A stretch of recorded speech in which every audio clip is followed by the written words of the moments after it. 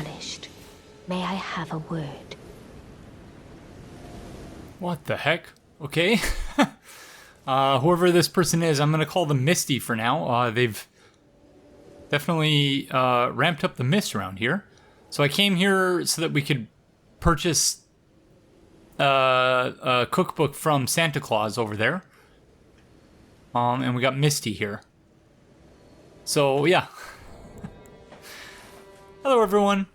This is Aegon of Astora, and welcome back to my blind playthrough of Elden Ring. This is episode number 4, being recorded on Friday, the 8th of July, 2022. I hope you're all having a fantastic day whenever it is you find yourself watching this. So, hold on, let me make sure that she's not hurt Santa Claus over here.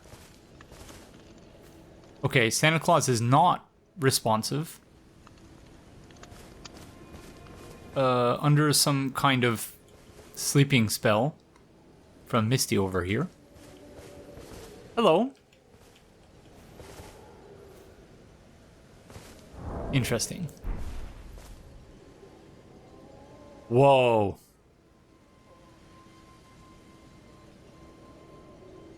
Okay. So, this person... It's like their right side was killed,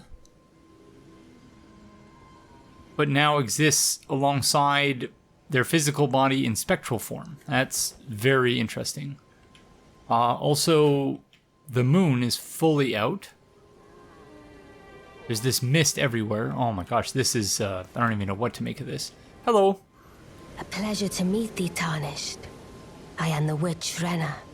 I'd heard tell of a Tarnished hurtling about atop a spectral steed, and upon looking into the matter, the talk, I surmise, is of thee. Thou art possessed of the power, no? To call forth a spectral steed named Torrent. Well, yeah, I possess the power. I've not actually got around to doing it yet, though. I apologize. So I assume I can call it, but yeah, let's say I can. As I had hoped, I was entrusted this for thee by Torrent's former master.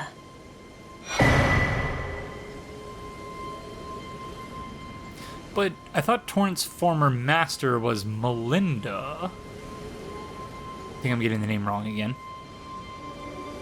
Maybe not. 'Tis a bell for calling forth spirits. Summon them with it.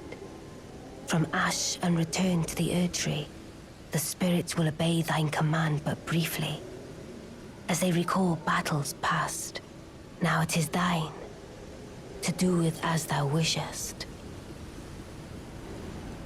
Okay, that's interesting. So, that's what we need in order to use the ashes that we've received. Lone Wolf Ashes. Ashen remains in which spirits yet dwell. Used to summon the spirits of 3 lone wolves. Spirits of wolves chased from their pack. They later encountered a nameless Tarnished who welcomed them as hunting companions. The wolf spirits overwhelm enemies with their agility, aiding the summoner in combat. Spectral... Yeah, we didn't read this in the previous episode, I don't think. Spectral Steed Whistle. A delicate goldwork ring can be used as a finger whistle. Sound the whistle to summon and ride Torrent, the spectral steed. Dismount steed when used while on horseback. Upon his death, the spectral steed can be summoned again, but doing so drains the flask of crimson tears. Spirit Calling Bell. A bell capable of summoning various spirits from ashen remains. It usually requires FP to use. Spirits can only be summoned in the vicinity of a rebirth monument. When summoning is possible, the monument icon will be visible on the left side of the screen. Only one type of spirit may be summoned at once, and none may be summoned during multiplayer. So, much like in Bloodborne, where we used bells to summon people and to be summoned, very interesting stuff. Forgive mine intrusion, Tarnished. I doubt we shall again meet. But all the same, learn well the lands between. How long will it be, I wonder, before the Tarnished tire of obeisance to the 2 fingers?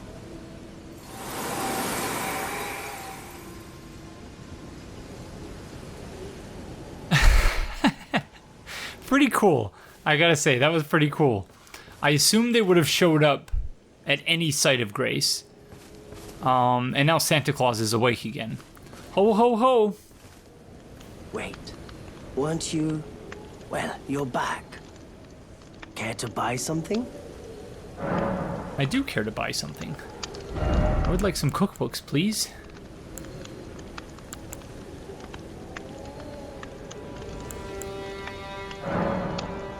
What were these again?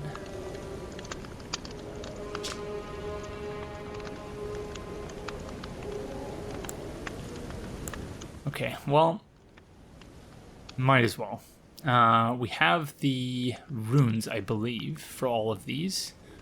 1,000, yeah, just barely.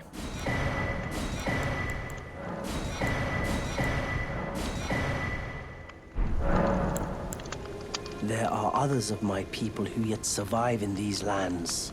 If the mood takes you and you meet one, then offer them some trade, won't you? My people, wanderers all have long been spurned by the grace of gold, which is why we cannot settle, but instead are forced into this pitiful, unceasing journey. But thanks to that, things are not so different for us now, though the Elden Ring is shattered. I think this makes us kindred spirits of sorts. Your people, the Tarnished, and mine. Indeed, friend. Perhaps you don't need to hear this, but see that no harm comes to my kin. We have a saying, we wanderers. Lament not your solitude. Expect no sympathy, no regard, nothing. But if anyone dares harm us, show them no mercy. That is our code, so to speak. Just the way we are, deeply unforgiving. Didn't you hear what I said in the previous episode, friend? I don't just attack people willy-nilly like that. That's not nice. And, yeah, I don't do it. So, so we could get,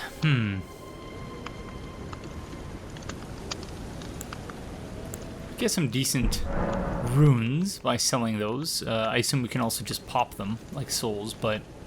Goodbye. Nice to do business. What sort of upgrade materials do we have?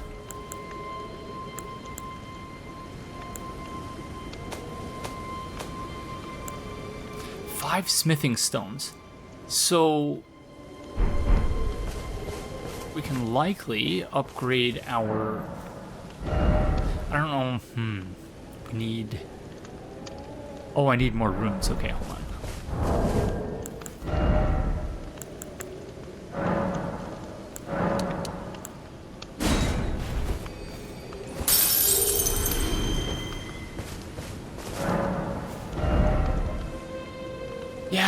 Yeah, I had not anticipated that we'd be using a halberd, but at this point, that really does not increase the strength all that much, does it?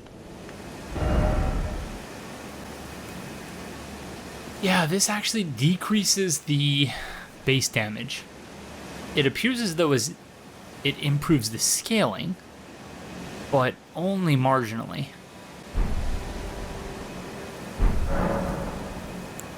See what Melina has to say. I keep calling her Melina.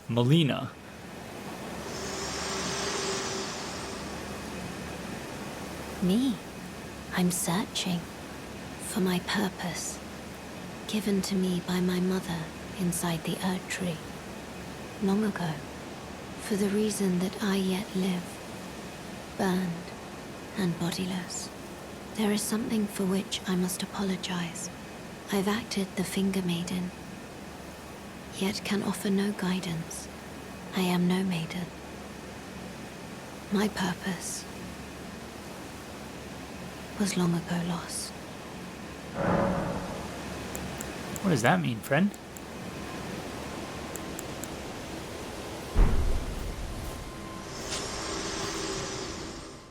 Wow, okay.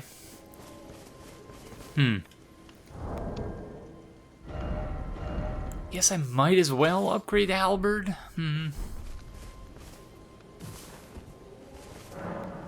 Yeah. Not crazy about it, but...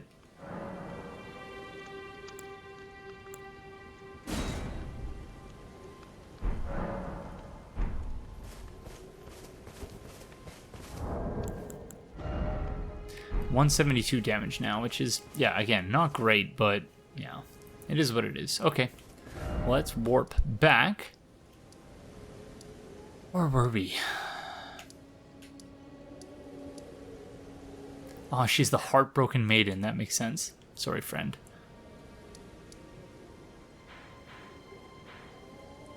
Question is, do we want to go down this way?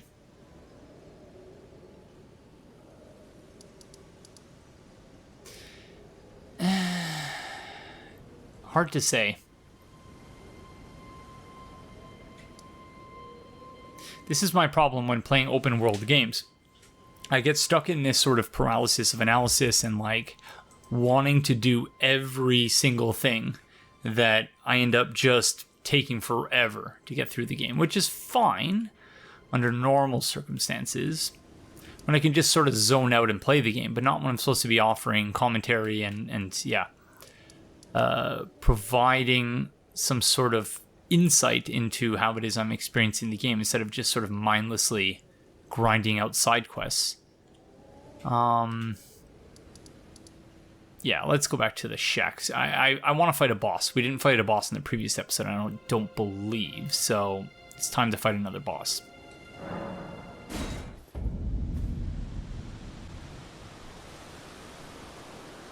Okay, so once again, because this is being recorded immediately following the previous episode, I do not have any notes to go over before we get started with the episode proper.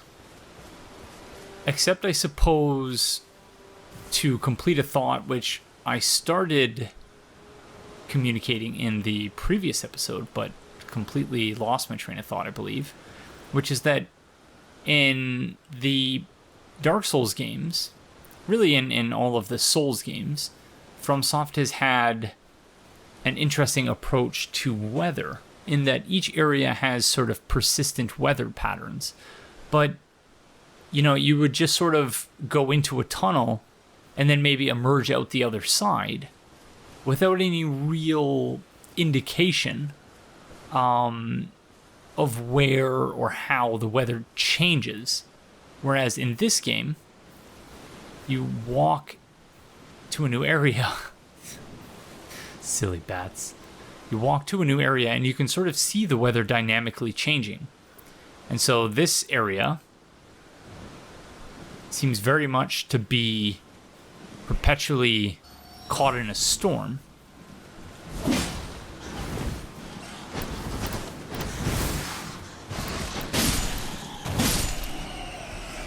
Wrecked.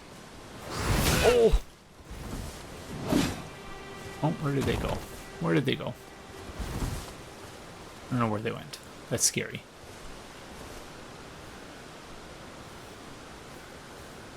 These friends remind me of... I can't remember what the actual name of the villain is from the Batman animated TV series from the 90s. But there was sort of a humanoid bat. I don't really remember much other than that, and thinking as a child that it was quite scary. I feel like we were supposed to sympathize with this villain a little bit more than we typically would, because they were turned into a humanoid bat. But my fear of, or the emotion of fear, just being afraid of finding the villain creepy, sort of overrode any feelings of sympathy I was supposed to have for that friend. So that makes these bat vampire friends quite creepy to me in this game. Lump of flesh. Oh, hello. I mean, I was talking about how you don't scare me at all. I'm not afraid. You can't bully me. I'm not at all annoyed by the fact that you can fly.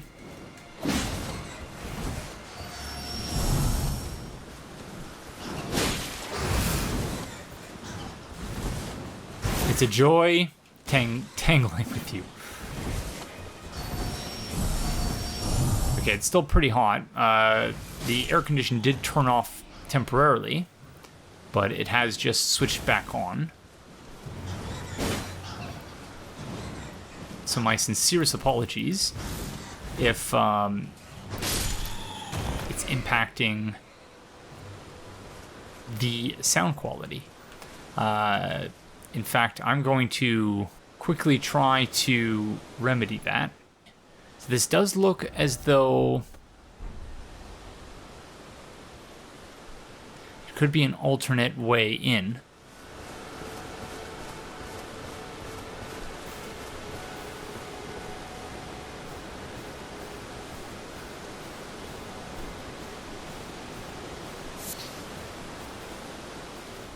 Although, I am on the other side of these walls here, so maybe not.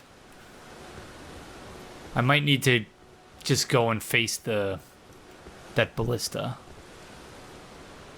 Because it doesn't look like there's much here.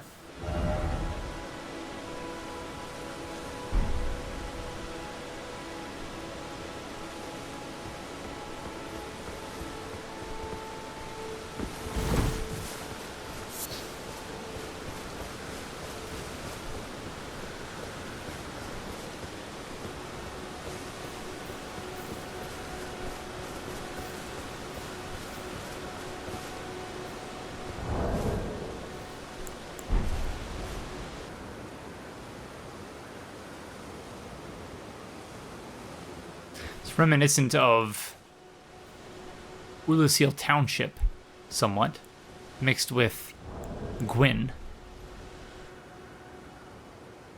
The way they're holding the sword. And Ulysseal Township with the beheaded statues.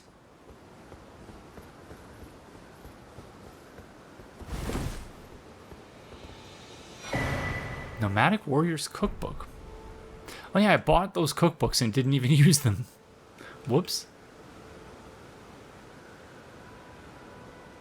Where does this lead? Is it worth following this path, I wonder?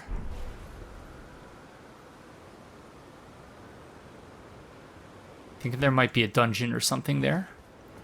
So if we can find a site of grace and then head back, that would be tremendous. Oh! A little bit of fall damage. I can hear wind chimes again.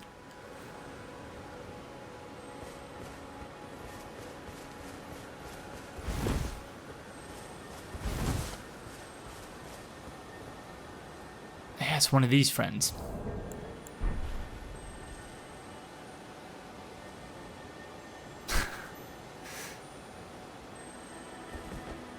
It's okay, I don't need any flasks anyway, so they can just chill. Well, maybe I should make sure there's nothing around the corner here. Indeed.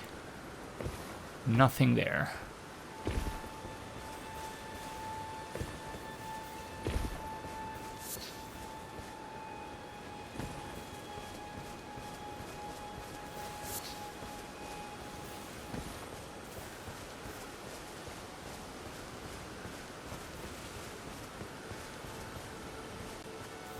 I do wonder, am I weird? Friends, careful. You don't want to run off the edge. It's okay. I was just wondering, I'd be curious after I'm done this playthrough to go in and look at some other blind playthroughs and to see how rare or how weird it is that, or insofar as it is weird, that I'm not killing everything. I wonder what percentage of people just walk around killing absolutely everything, even if it doesn't aggro onto them. And granted, again, as I've noted previously, I recognize that I might be missing important items, upgrade materials, crafting materials by not just murdering everything, but you know, if we get to a spot where I'm completely stuck and I don't know where I'm going, don't know what I'm doing, then we can start murdering everything. Until such time, I'm more than happy to just frolic around with my friends. Oh. Hello. Oh. Looked like its leg was hurt or something. Until it decided it wanted to run away. Fine, you run away. I didn't want to be your friend anyway. It's okay. Oh. Uh-oh. Oh, gosh darn it. Oh, no.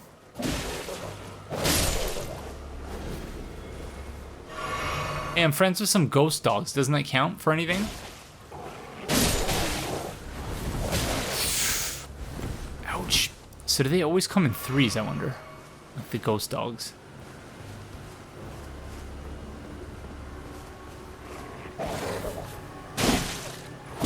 Sorry, doggo. Thin beast bones. Okay. That tree is really flapping in the wind. Yeah, so it's 2:03 p.m. Still no internet. And, yeah, very strange situation. It occurred to me that while I was driving my wife to work earlier today, I could have just put on the radio and put it to a news radio talk station and just... They might have had some information about what was happening. But it's like the farthest thing from my mind. Like, oh, I should put on the radio. Well, of course not. Who does that? Oh. It doesn't look like they come in threes. There are 4 of them here. Unless there's 2 more that I'm not seeing. Come here, friend. Uh-oh. Here they all come.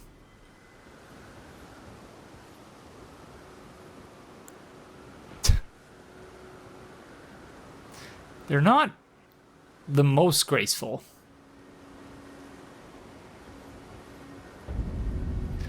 Liurnia of the Lakes.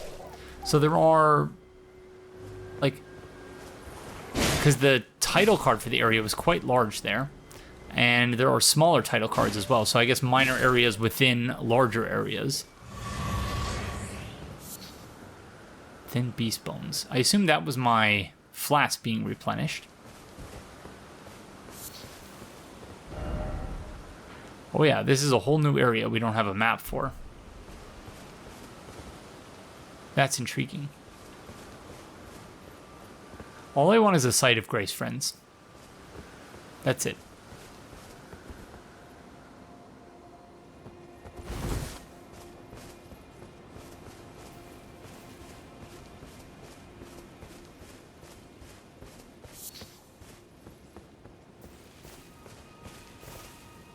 So yeah, really no idea what's happening. But once again, as I commented in the previous episode, it is quite remarkable how reliant we are on things like the internet. And that you don't, you know, there's some widespread network issue. It just causes everything to just fall apart.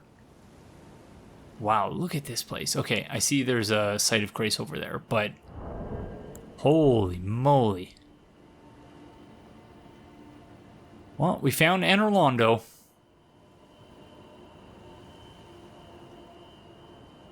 And, the Farron Woods, seemingly. Minor Erd Tree.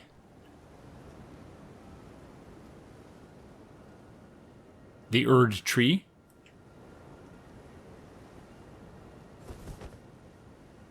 This is the Storm Castle? I can't remember what it's called. Wow, quite something. Striking vistas in this game. Even more so than Dark Souls 3, which I think had the most striking vistas to date of any FromSoft game. Especially this place here. Cannot wait to go there. Oh. little bit of texture pop in there, but that's fine. Yeah, I'm sure nothing horrible is going to be waiting for us there. Nothing at all. It's going to be honky-dory.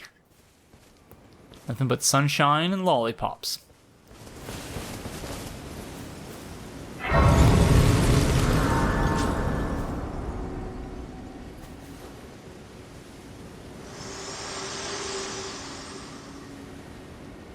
Forgive me. I've been testing you to determine if the Elden Ring would truly have you, if you had the mettle to endure this long and arduous path. It seems my worries were unfounded. Torrent had your measure from the very start, whereas I merely pretended. There is but one other thing I can do to offer you guidance. I can take you to the Roundtable Hold, gathering place of tarnished champions, guided by grace. Okay, very interesting. Don't really have much of a choice, it seems. Very well. Let my hand rest upon you for but a moment.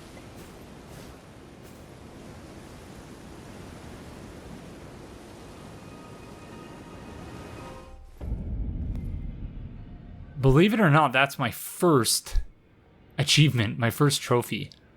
Wow. I've also seen this place in a loading screen. Okay, there's an interesting looking friend there. Another one there. So, a la Dark Souls 3, these are all seemingly the Tarnished who are being led to believe that they're going to become lords, or tasked with becoming lords. The thing on the left, is that meant to indicate that we can summon here? When summoning is possible, the monument icon will be visible on the left side of the screen. Is that the monument icon or some other icon? Guided by grace, so we can see the grace here. Some weird mangled swords. Wow, I want this guy's armor. Looking fancy, friend. Incredible.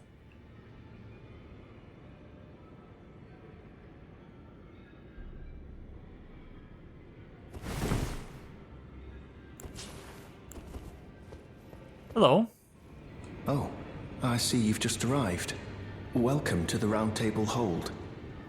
I'm Corin, a man of the cloth. I teach incantations, the strength granted us by the Two Fingers, and explore the secrets of the Golden Order, so that one day, if a Tarnished of the Roundtable Hold should become Elden Lord, I might counsel them, ensuring order regains its proper form, righting rule over men. By the way, do you still see it? The guidance of grace. You do? Wonderful news. Most Tarnished are blind to it these days. You are something of a rare breed. Well, what do you say? Care to learn an incantation of the Two Fingers? Sure. Oh, they are... These are miracles. Also, pyromancies? Urgent Heal. Incantation of the Two Fingers Faithful. Heals a small amount of HP. This incantation can be cast while in motion.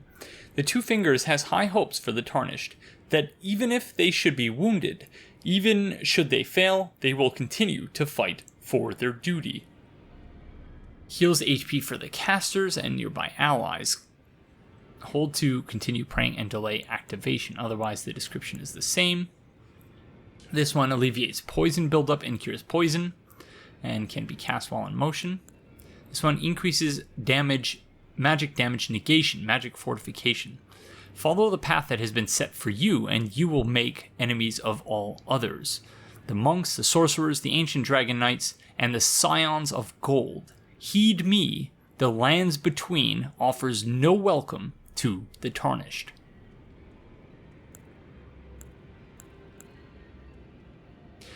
Rejection, incantation of the Two Fingers Faithful, produces a shockwave that knocks back nearby foes. Charging increases the size of the shockwave. Hark, Tarnished, if you truly walk in faith, you must be prepared to reject all else. Catch Flame, incantation originating from a sinister prophecy. Momentarily sparks flame from the caster's hand. This incantation can be cast without delay after performing another action. The Flame of Ruin is anathema to the Erd Tree, so it runs counter to it, but prophets sometimes glimpse it within the faith all the same. Sadly, when this occurs, their sole reward is banishment. So, similar, I guess, to hexes and dark sorceries in Dark Souls, that it's a forbidden art. This one throws a ball of raging fire. Charging enhances potency and causes the ball of fire to explode. The Flame of Ruin is anathema to the Erd Tree. Okay. Same final paragraph. Well, thanks, friend. That's some interesting lore you got there.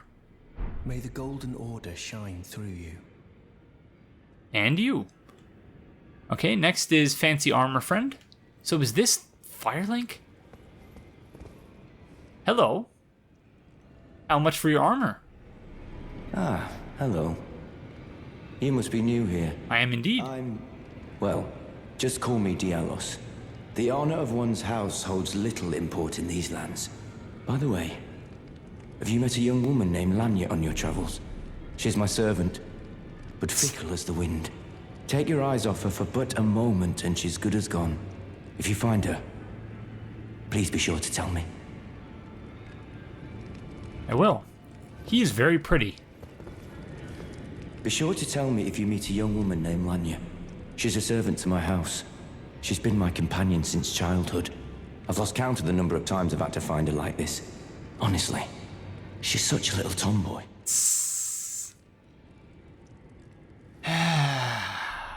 Yeah. Be sure to tell me. Okay. Honestly.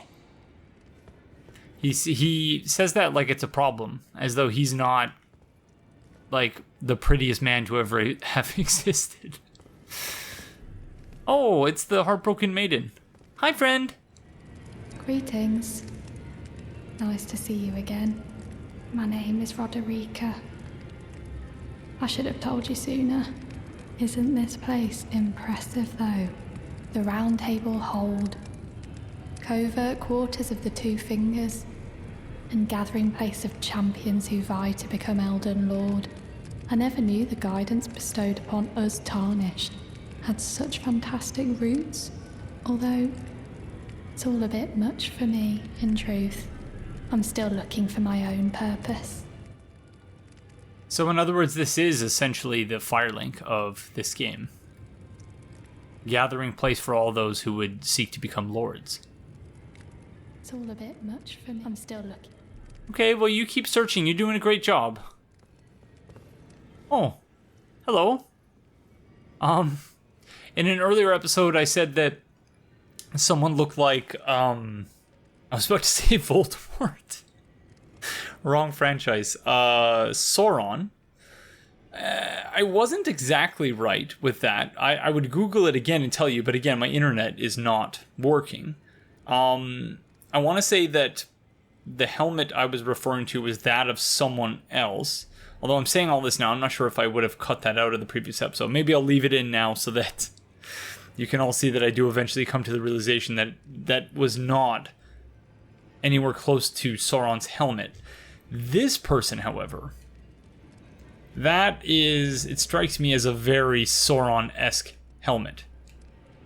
Maybe, like, it doesn't have as many flourishes, I guess, as Sauron's helmet does, but the darkness in the center and whatnot, and yeah, you can, I think, see the apparent influence. Hard to say. Hello. Oh, this is a rare occasion. I can't remember the last time a new Tarnished made their way to the Round Table. Very well. As your senior, I bid you welcome. It is safe here. You may let down your guard.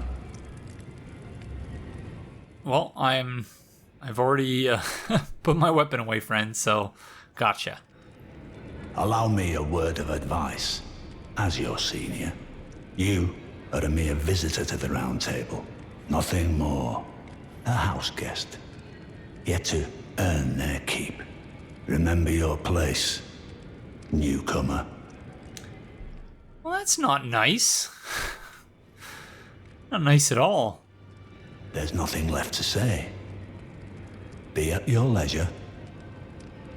Okay, I will be at my leisure. Thank you very much. That's everyone, it looks like. Okay. Oh, we can rest at the Table of Lost Grace. So this is like the ultimate site of grace, seemingly. I don't want to do that yet in case that triggers something. I'd like to finish exploring here. We'll leave the door for now.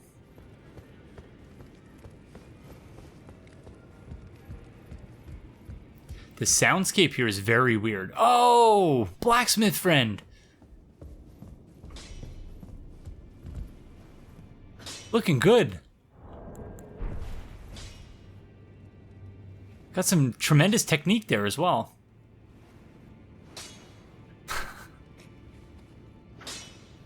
Keep up the rhythm, friend. Reminds me of like the dogs from Never-Ending Story. I can hear some whispering. Is that this person?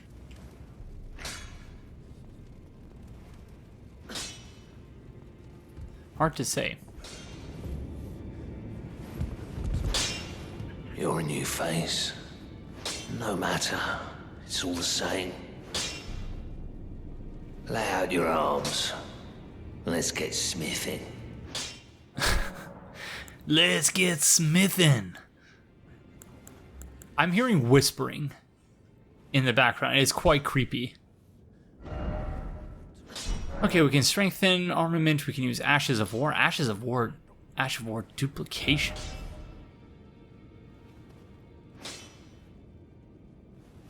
Interesting. The girl you brought here. She's crestfallen and can scarcely swing a blade. But she has a gift for spirit tuning. I saw another one like her long ago. Their eyes share the same hue. Interesting. So she's the crestfallen of this game.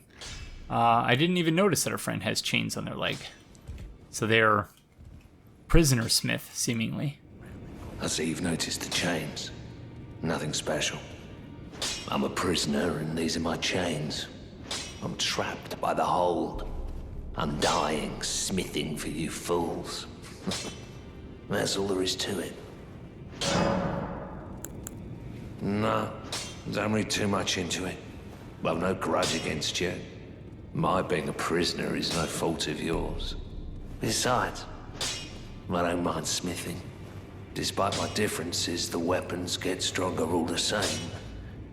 Given time, technique never fails.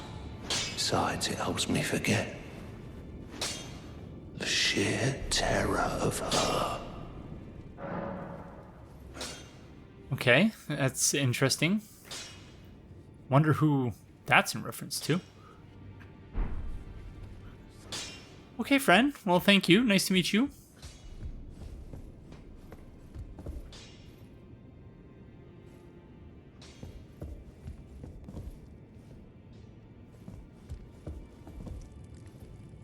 Hello.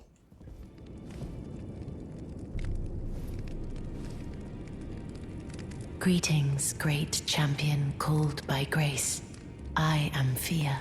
Circumstances have compelled my stay at the Roundtable Hold. Great champion, would you allow me to hold you? But briefly, perhaps you might share with me some of your lively vigor and your stout-heartedness. Doing so will grant me the warmth of a champion, and you, I am sure, will bear a Baldakin's blessing. Do you think it vulgar, perhaps? Where I come from, It is a sacred act. Okay, so she's the bedside companion.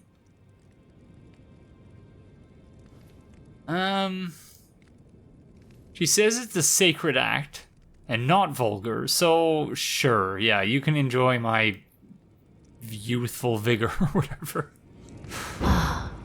My thanks, great champion.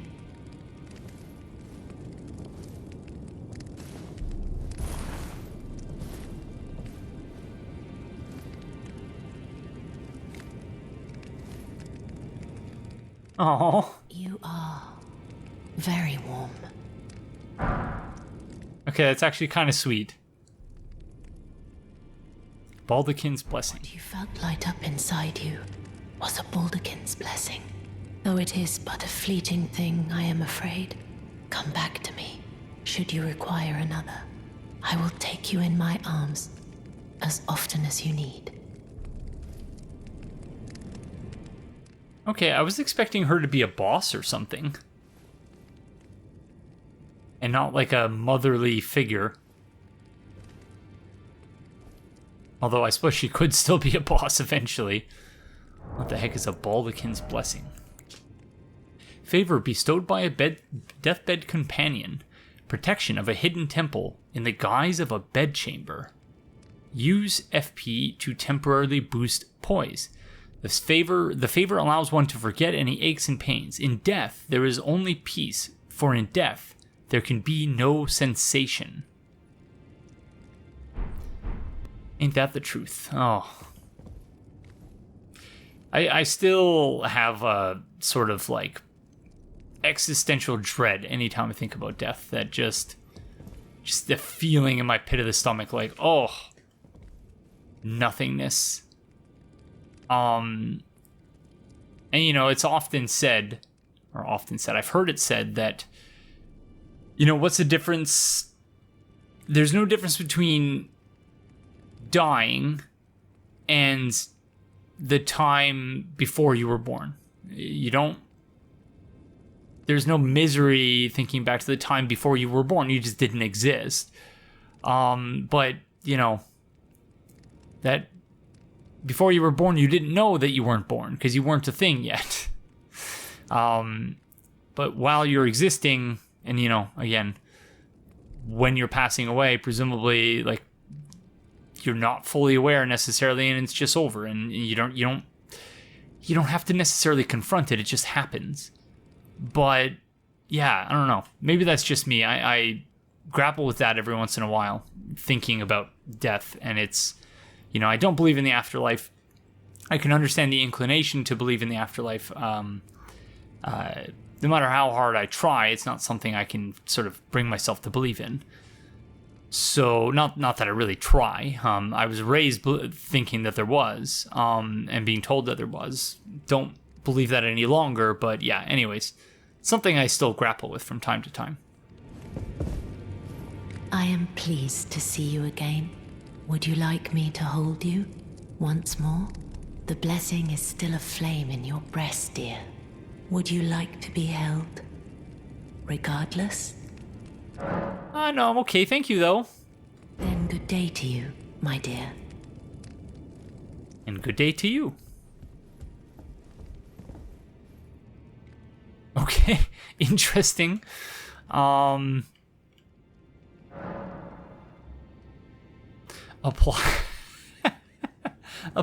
cosmetics. But why? Why would I need to do that? Why in the world would I... Okay, well, let's apply some cosmetics. Oh. Okay, that's clever. I have been thinking that maybe I should alter my appearance.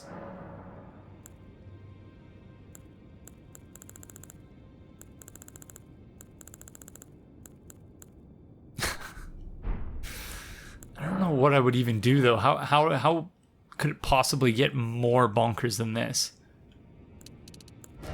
Okay, I think I'm going to try something different, and then we'll just not save the changes if I don't like it. So here we go. Actually, you know what? I'm gonna... Well, incredible. You can actually see the individual strands of hair on the right there. You might not be able to see it because I'm not recording in 1080p, but yeah. We're going to try putting everything to the left and see what happens. Okay, I think I'm also going to change the body, but I'd like to do a big head, small body. So... Okay, the chest has to be a certain size for the big head, I guess. Likewise with the abdomen. And the arms. Okay, you ready, friends? Suppose we'll look at the face first.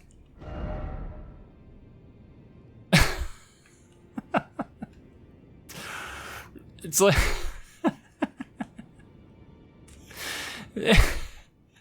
the chin... It's like he just ate this most sour candy in the world. I also darkened all the cosmetics as well. Okay. Can we say... Okay, we'll save it. Just have like a series of adjustments that we'll make. Okay, I think these are good changes though. Oh my gosh, okay. Wow, that's incredible. Do we want to try... Okay. I'm sorry, everyone. I know I spent a ton of time doing this in the first episode, and now I'm back to doing it again. But...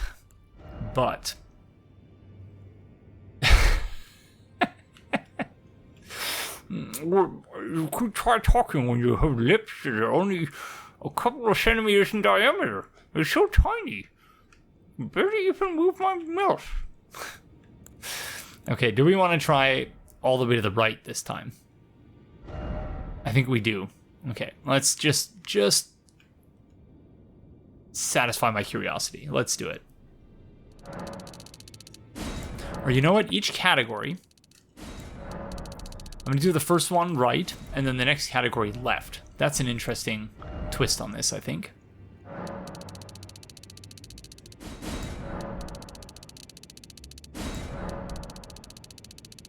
Oh my god. I can see that from the other side. Oh, regret. I regret this already. I'm sorry. Okay. Oh my gosh. I'm afraid to even look. It looks like a hamster. With a bunch of food jammed in its mouth. Okay, here we go, friends.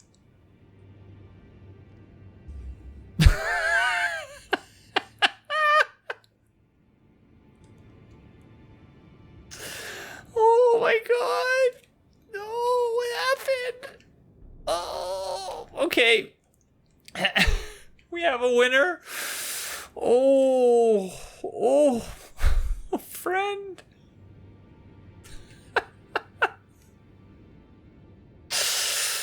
Oh my god. Oh, I don't even believe it. Wow, I think that's my best ever. Oh, wow, okay.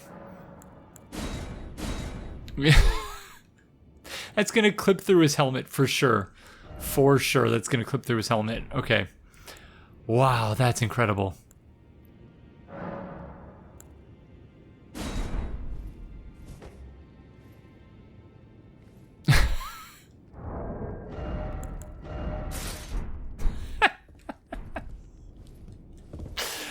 Oh, wow. Oh my god, it's clipping through his helmet. Okay. Oh my god. Okay, I'm satisfied. Yeah, because I was, just looking looking at regret, just thinking, it looks good, but like he could be more absurd looking, and I just didn't want to spend too much time in that episode just continually making changes. Oh, but I'm so glad we found this place. That is absolutely incredible. Where does it show we are on the map? Interesting. So in other words, we're in another dimension. It's very Firelink and Nexus-esque in that sense. Very cool. Okay, we have a fog gate there. Another door, although this one I don't think we can actually open.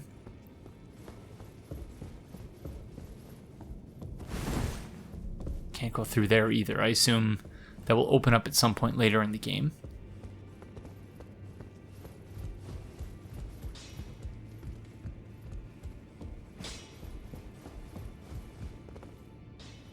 Can't open that either. I wonder if maybe we'll get additional NPCs who will come here, thereby opening up additional areas.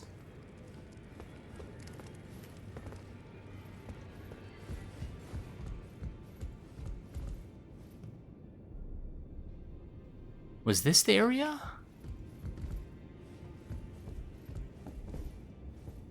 The Erd tree?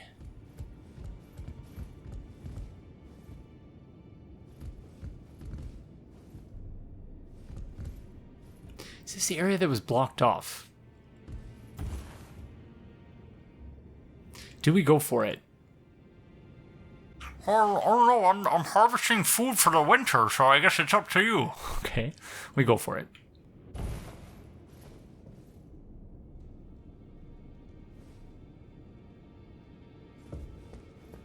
Okay, that was a bit...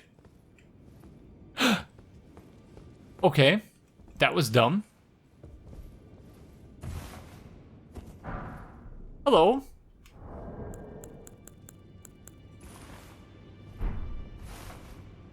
Okay, we're dead, I think, aren't we? Mad Tongue Alberic.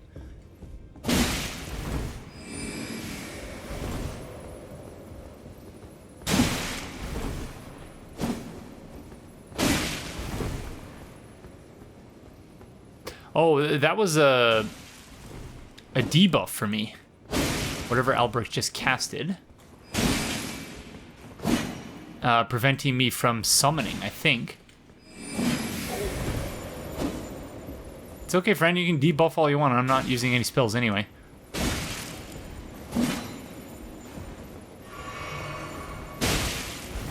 Oh, that's like frost as well.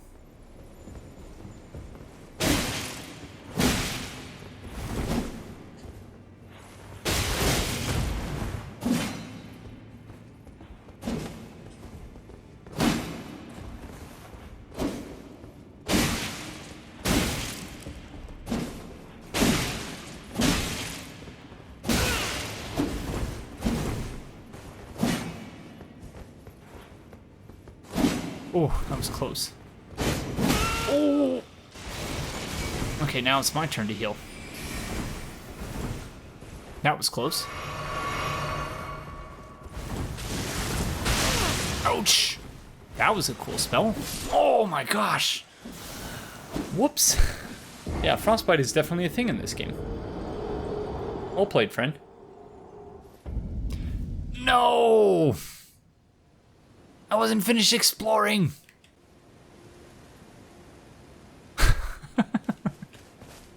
Regret. I regret that. Okay, hopefully we can warp back there. Did we lose our souls? We did lose our souls, of course we did. Our runes, I should say. Okay, we can warp there, thankfully.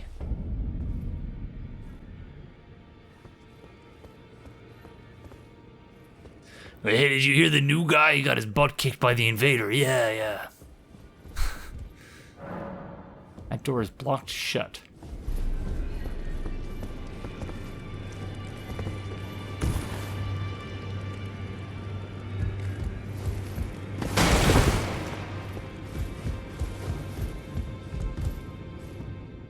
There they are.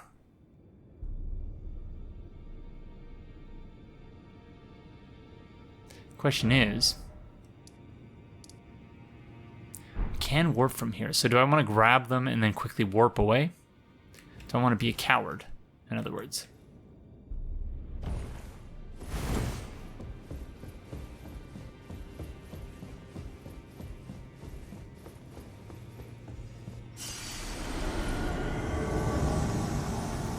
You can be a coward in a different way.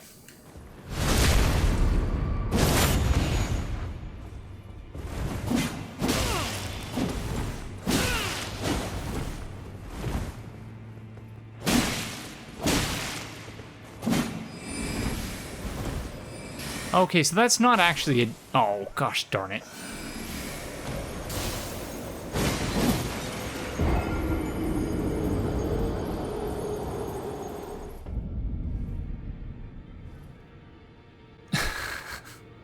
So it's not actually a debuff as much as it is a requirement of that area. So this is just a site of grace. Okay, cool. It's not a debuff as much as it is a way of forcing you into a duel, which I appreciate. Because as soon as friend invades, then that debuff shows up.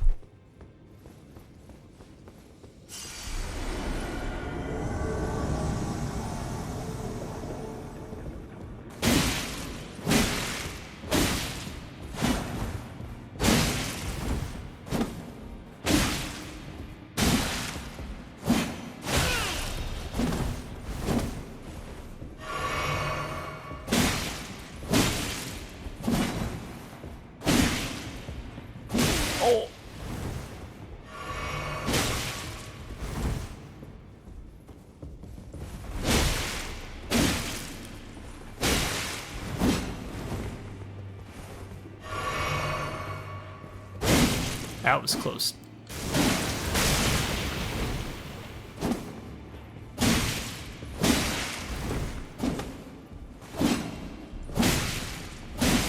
You only have one heal, friend.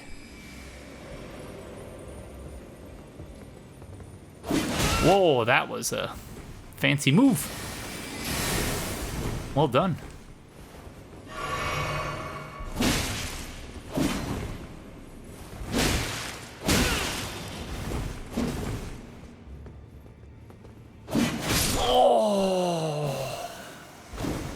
Should have seen that coming.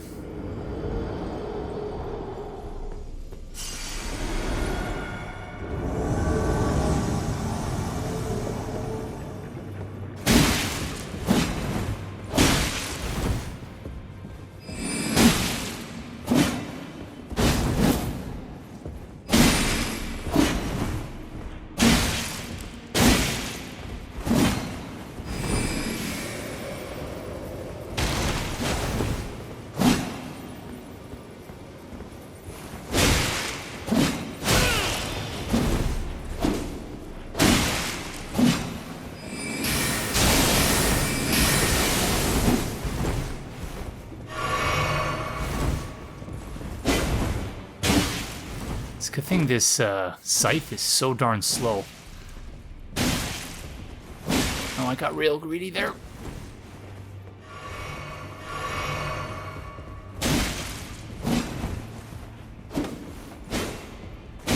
Oh, very close.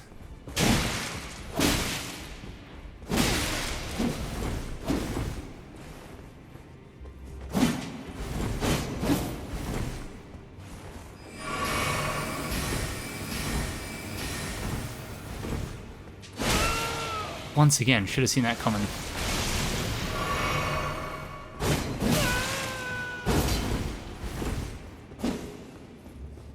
Almost got me with a frostbite.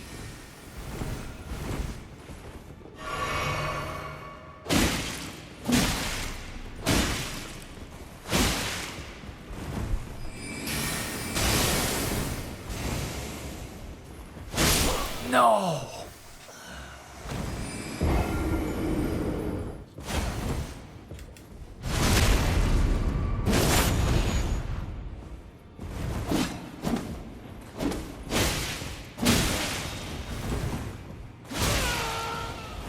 That was real close.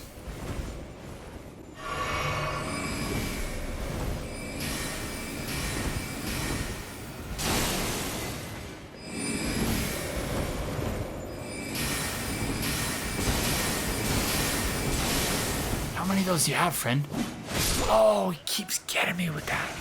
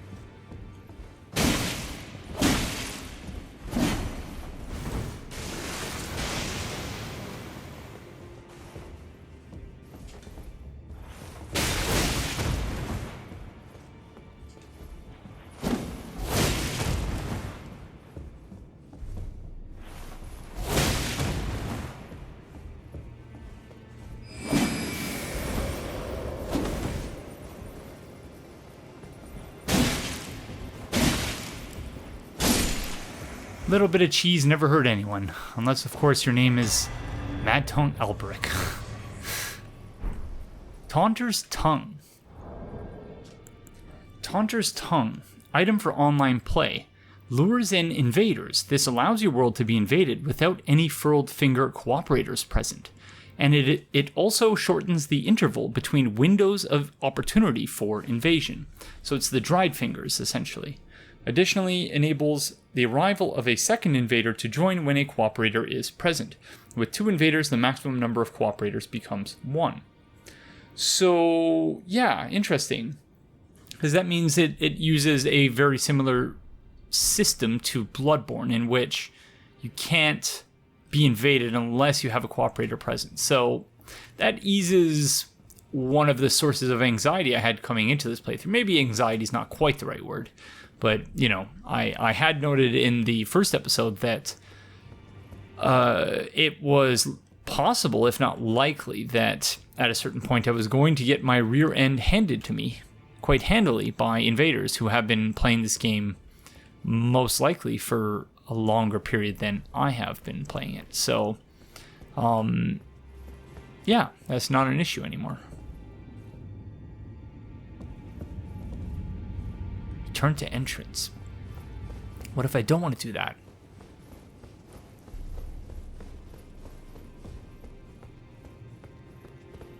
Is this the door that would not open when I was walking around earlier? No. This is somewhere else entirely.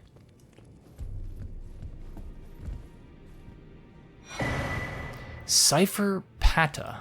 Pata? One of the weapons originating from the 2 fingers. A formless sequence of ciphers comprise its blade, and as such no shield can repel it. Deals holy damage. The furtive inscription appears to hang in the air, the language of light spoken by the 2 fingers. Unique skill, Unblockable Blade. Imbue the cipher blade with light, then lunge forward with a sudden piercing attack. This attack cannot be blocked. So it's interesting that it very much organizes the items into categories. Just something that I've noticed but not yet mentioned. It's very evident when you're looking at the tool section that these here are all online items, for instance. These are souls, consumable souls. I don't know what this is. These are throwables. Cool. Well, not cool that there's a charred corpse there, but cool that we got another item, which won't actually be able to wield, I don't think, because we don't have, wow, 30 faith. That's quite the requirement. But we can still see what it looks like, and yeah, it's pretty cool.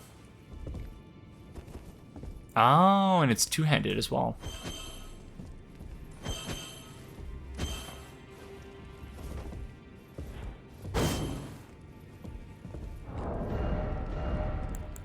Very cool.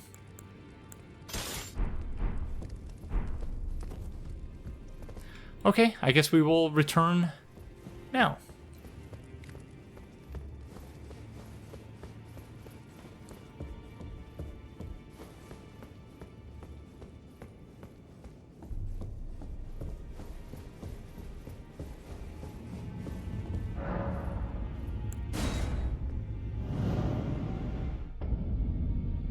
Maybe we should go speak with the friend who is a 2-finger adherent. Who was it? I believe it was the guy with the thing around his neck. This one. Hello. Am I remembering that wrong? Ah, you appear to be doing well. Very good. Well then, would you like to learn an incantation? How could you look at my face and go, ah, you appear to be doing good, unless he's thinking, you know, he's well stocked up for the winter. He's got all the food in those cheeks he's ever gonna need. Oh, yeah, I don't think he's a 2-fingers. Maybe, yeah, so it's these items that made me think about the 2 fingers. May the Golden Order shine through you. And you. Okay, is there anything else now? That we can't open. So I assume that's, when we assemble all the Lord Souls or whatever the equivalent is in this game, all the shattered remnants of the ring will come back, and that will open that door. I do enjoy that it's episode 4 now, and I'm only just now reaching the Firelink of this game. Because I was beginning to wonder whether there was a sort of hub area or a home base. I suppose that somewhat negates my compliment when I was saying about the game, oh, it's these friends that were in that cave.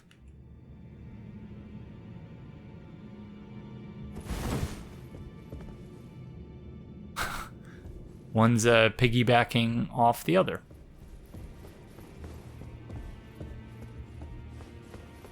Yeah, I was complimenting FromSoft, saying, oh yeah, it's good that there isn't a hub area because then it just keeps you in the world, situates you there, and you don't need to worry about going back and forth. I suppose I should should retract that statement now, because obviously there is a hub world. Not so much a hub world, but yeah, this particular area, which serves the function going all the way back to the Nexus, that type of area. I want to make sure I'm not missing anything, though. Oh, I was definitely missing something. You are quite the looker.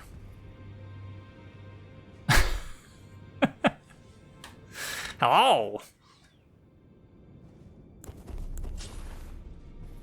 Oh. Make sure I'm faced away from them so I don't accidentally... What the heck?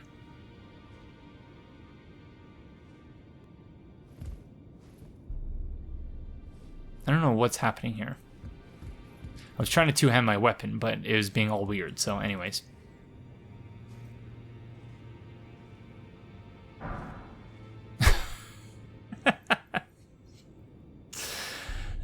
Good question.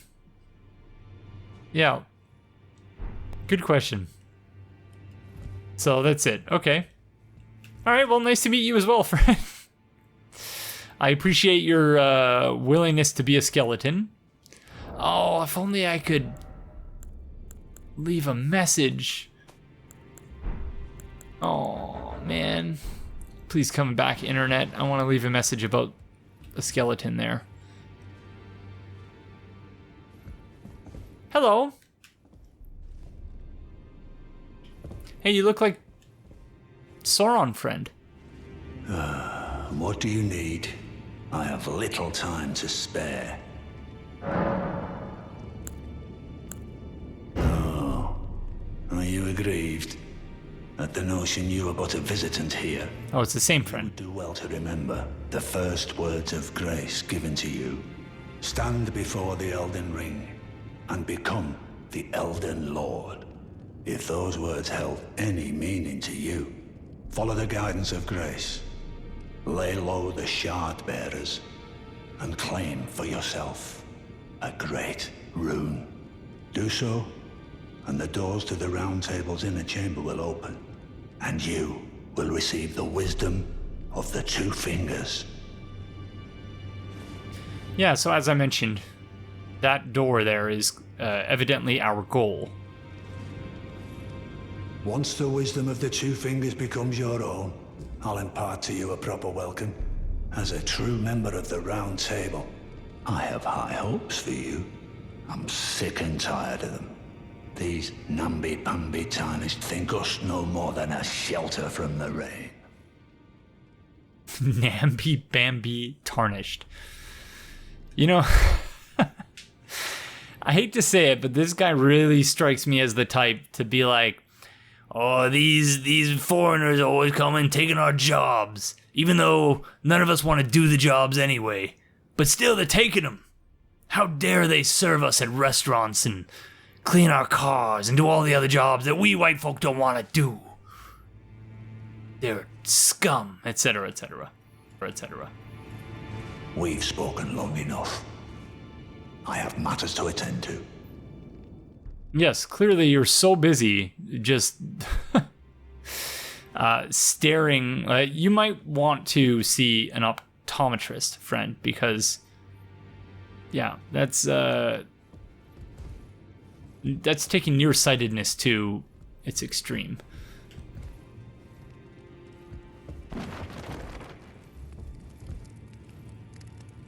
Flame, oh flame.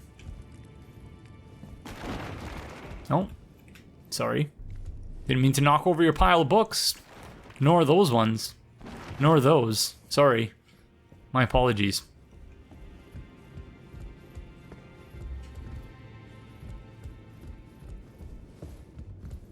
A nice little ladder there, just in case you need to get some books from the upper level.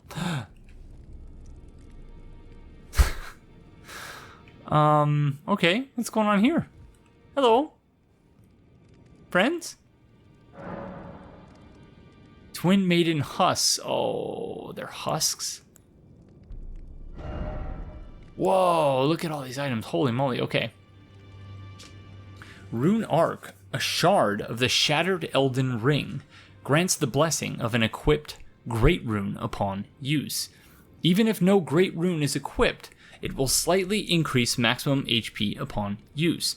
The lower arc of the Elden Ring is held to be the basin in which its blessings pool. Perhaps this shard originates from that very arc. So, in the other episode I mentioned that someone noted that there were runes that were not in the previous gen version of this game. I assume that was in reference to the Great Rune. The Great Runes, rather. I have a lot of runes to get if I'm going to afford to purchase any of these things. White Cipher Ring for online play allows you to automatically request for a hunter from another world to come to your rescue when your world is invaded. One of the lost mystic codes said to have been bestowed by the Two Fingers. So, in other words, it's the Way of Blue. Blue Cipher Ring puts the wearer in ready state to answer should someone in another world call for rescue. You will be summoned to their world as a hunter. During Hunter multiplayer, your objective will be to defeat the invader of the summoned world. So, not the Way of Blue, but the Blue Sentinels. Memory Stone, a black, lightly beguiling stone, prized by the sorcerers who produce them, increases memory slots, said to be a fragment of the black moon that once hung above the Eternal City. I believe that's the first we're hearing about the Eternal City. We have another 3 additional Sword Zone keys, as well as a dagger, a longsword, rapier. In addition to this weapon's thrusting attack prowess, it also boasts the ability to be used while guarding with a shield. As one of the smaller piercing swords, quick, successive thrusts are easy to perform, but without a cutting edge, it cannot be used for slashing attacks. Scimitar, a curved sword with a single-sided blade, etc., etc.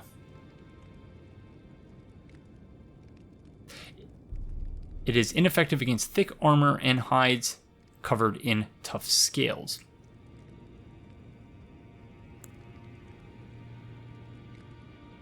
Battle axe. I'm not going to read all of these just because they're pretty descriptive. Not a lot of lore here, as best as I can tell.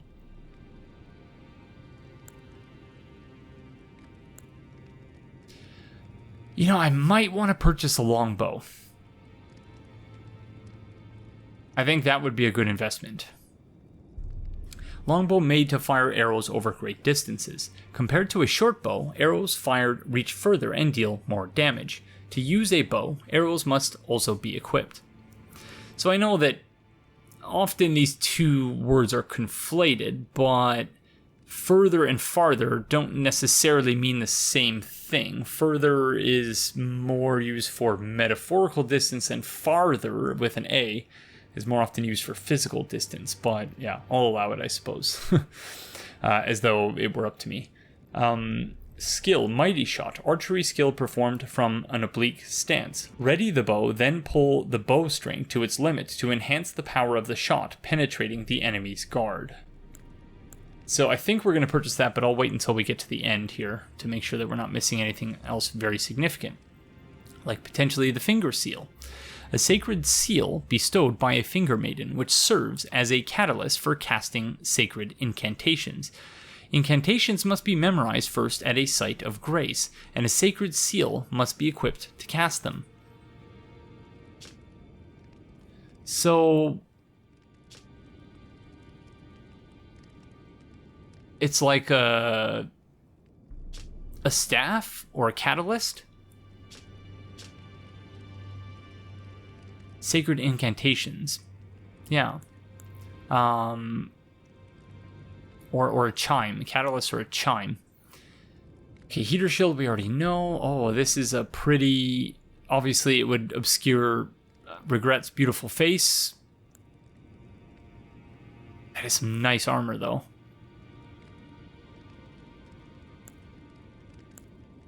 We might want to purchase that. 4,500 is a lot of runes, though.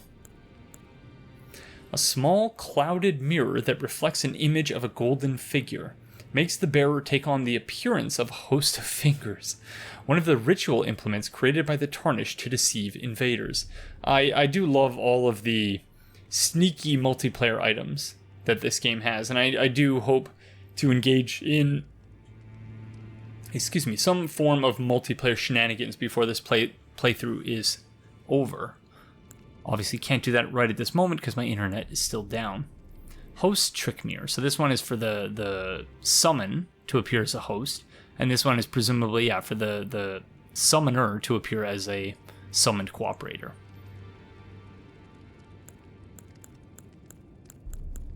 Okay, longbow it is. Offer a bell bearing. What is that? Okay, typical, of course. Well, thank you, friends. I hope your huskiness is well, or continues to be well. Oh, sorry for knocking over your books. I am sincerely sorry, not like my fake sorry for the other friend. Oh, hi.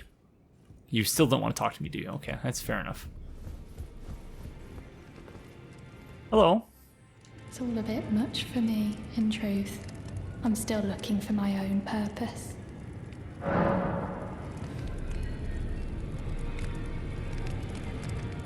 So the blacksmith said something about you. You're telling me I possess some kind of gift? I don't believe you. But if I do have this talent, and goodness knows it would be my first, I suppose I should try to hone it, shouldn't I?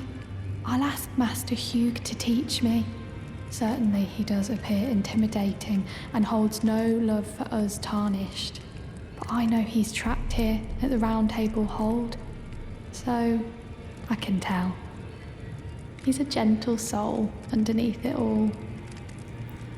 First of all, how could you not trust a face like this? And second of all, I assume she's talking about Skeleton Friend. If I do have a talent for spirit tuning, and goodness knows that would be a surprise, I suppose I should try to hone it, shouldn't I? I'll ask Master Hugh to teach me. Okay. Let's see if anything comes of that.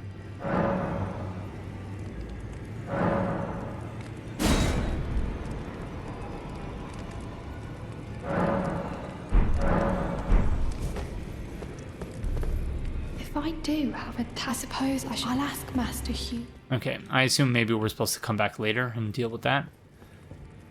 Okay, yeah, pretty sure that's it. So, let's get going.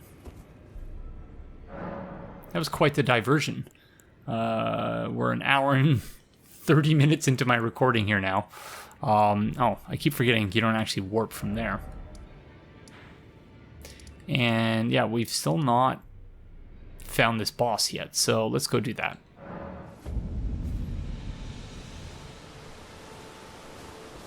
Oh no, I'm supposed to get arrows. Okay, she left an item for us here. Oh, golden seed. Well, thank you. That's very kind of her. Now it's telling me to go that way. I'm confused. Okay. Let's head back. I want to see if anything's come of that.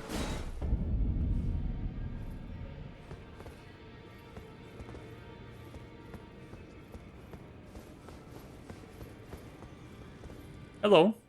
If I do have it, I suppose I'll ask Master. Oh, okay. I guess nothing. Okay, let's go speak with Santa Claus. Merchant Calais.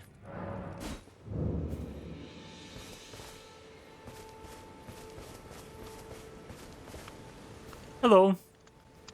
Wait, weren't you... Well, you're back. Care to buy something? I do. You do have arrows. Okay, great.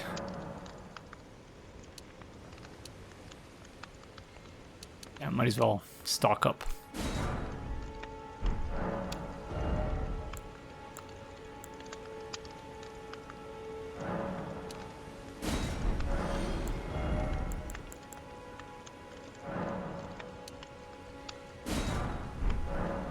Goodbye. Nice to do business. Okay, and the other piece of unfinished business was item crafting, because we bought those cookbooks. And we've not... Do they even have item descriptions that we can read, actually? Maybe we should check that first. Okay, I actually think we did see this, or did we not? Okay, the bone darts, roa raisin, rainbow stone, glowstone, soft cotton. Stanching boluses. Red boluses made from cave moss, craftable item, alleviates impending blood loss. Blood loss escalates gradually, causing great damage once the threshold is reached. Take one of these in a timely fashion, to avoid such an event. Invigorating cured meat. Cured strip of meat, dried out after pickling in a red medicinal solution. Craftable item. Temporarily boosts robustness. Higher robustness helps to mitigate the buildup of frost and blood loss. Invigorating white cured meat. A white sliced meat dried out after pickling in a red medicinal solution. Craftable item. Also boosts robustness, and it lasts longer than traditional cured meat, but with reduced effectiveness. Fire pot.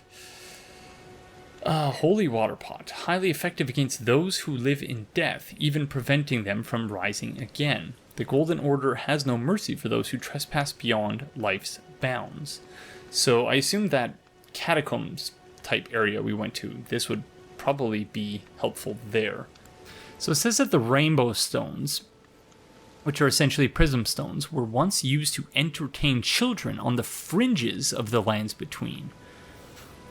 Interesting. So, on the edges of the lands between, children who are not really considered part of the civilized society? I don't know. Good question. At least I think it's a good question. It might be a stupid question, but...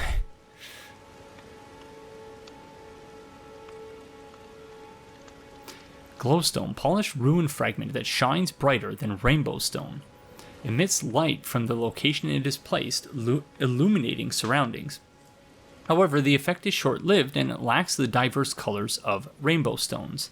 May serve some benefit in dark places or at night. A soft but sturdy cotton formed from splitting open roa fruit in a particular manner.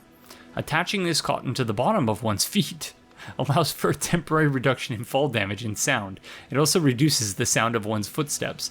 I'm just laughing at the idea of someone attaching a bunch of cotton to the bottom of their feet as a way of reducing fall damage.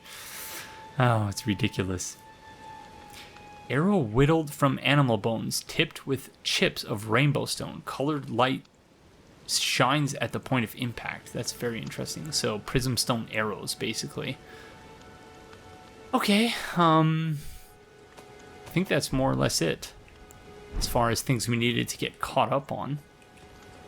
So on to the boss, I guess.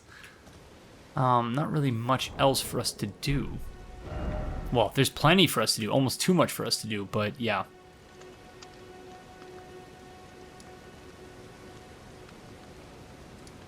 let's do it. Okie dokie.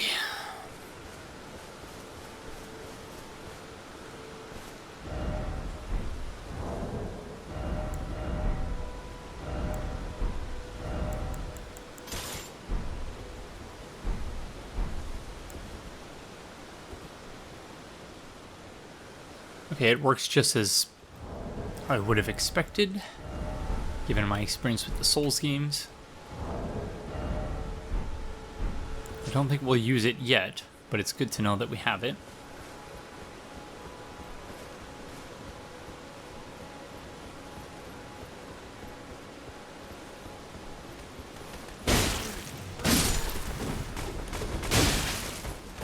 That hurt.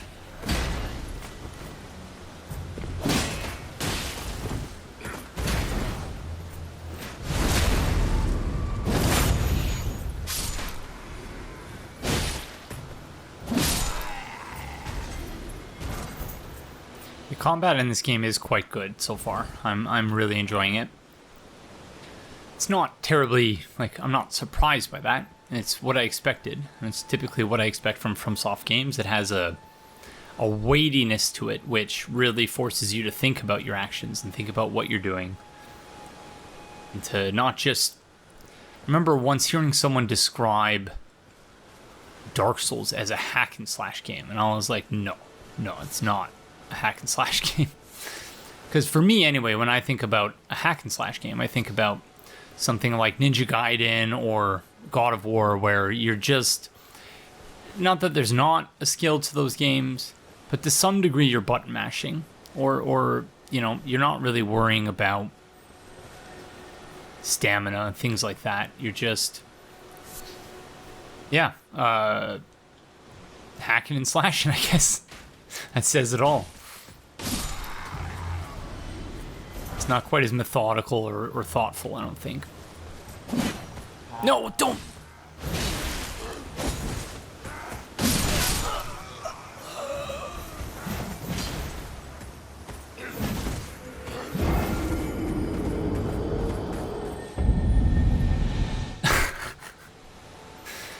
I am... Yeah. Oh.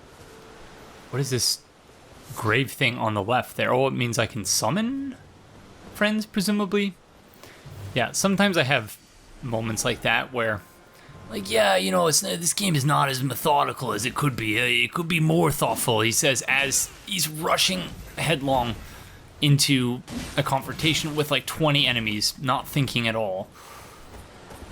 Oh. I have these moments sometimes, and I often joke with my wife the fact that I sometimes, you know, you can have a PhD and do stupid things. It doesn't mean, having a PhD doesn't mean you're smart. It just means you spent a lot of time in school. I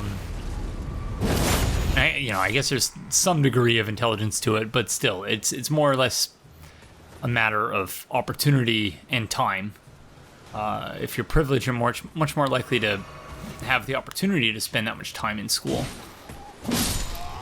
Otherwise, you might end up having to work and just, you know, not being able to forego earnings for as many years as it requires to get a PhD. But in any case, I'm already over-explaining the joke, which is, whenever I do something really silly like that, I often turn to my wife and go, Dr. Sutherland, everyone. Yeah, so that was definitely a Dr. Sutherland moment. We picked up one of their surcoats, armor worn by soldiers loyal to Godric the Grafted. The surcoat depicts the distant Erd Tree and the Beast Regent, an emblem of the Golden Lineage. Both are symbols of glory now past. So I mentioned previously that, you know, one of the things about the Souls games is often you're looking at beauty that is past, beauty that is no longer there.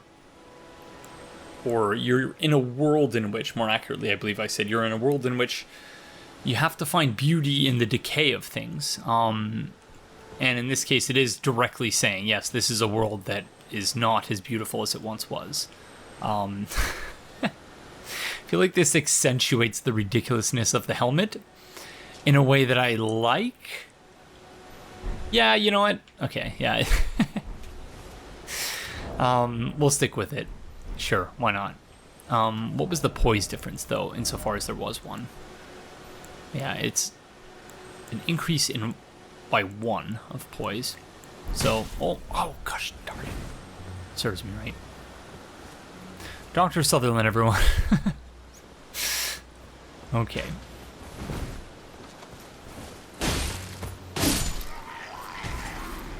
I gotta say, the armor suits them better than it does me.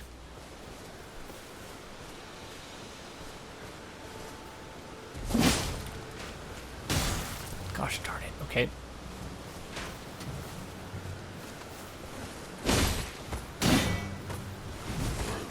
Oh, I thought I was out of range.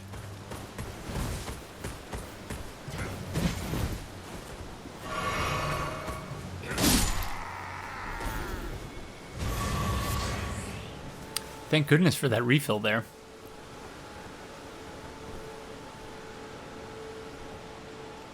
Oh, there's so much I want to see in this game.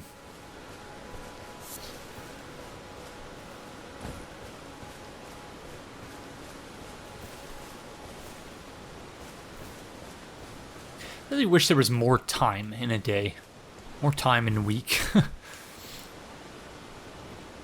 There's so many things I'd love to do.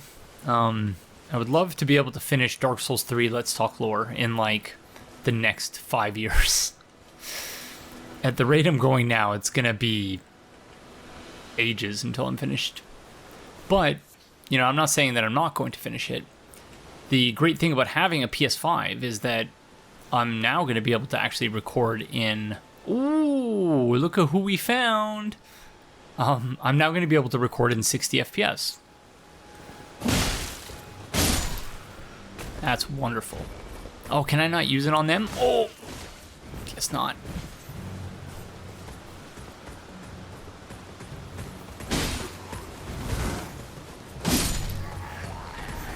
Thought I was going to be able to use it on them. I'll, Dark Souls 2. Ballista in that game. One of the most satisfying things ever is, facing the pursuer, parrying him, and then immediately going to the ballista, blasting him with it. Love doing that.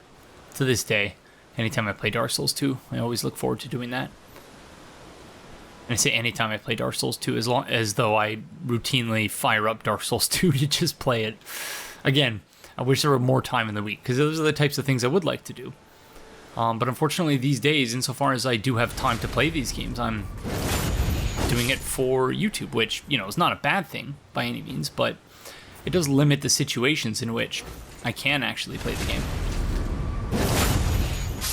Because up until now, as I've mentioned previously, yeah, my wife and I shared a small apartment, and now we share a small townhouse. So, like, it's still, I have more space, but, you know, it's still, I don't have, like, a completely separate floor or anything like that. Like, we're all on one level. The entire townhouse is one level. It's more space than we had before. So, very happy about that. We're a bit further away from the center of the city than I'm used to. And by the center of the city, I don't mean downtown, but, like, what I would consider Toronto proper. We're currently in the municipality called, or it's still technically Toronto, but it used to be called North York. A former municipality that is now part, well, this might be the boss fight, which is now part of the quote-unquote mega city called Toronto. And so we're in the northern part of the city, which is, Site of Grace, very nice.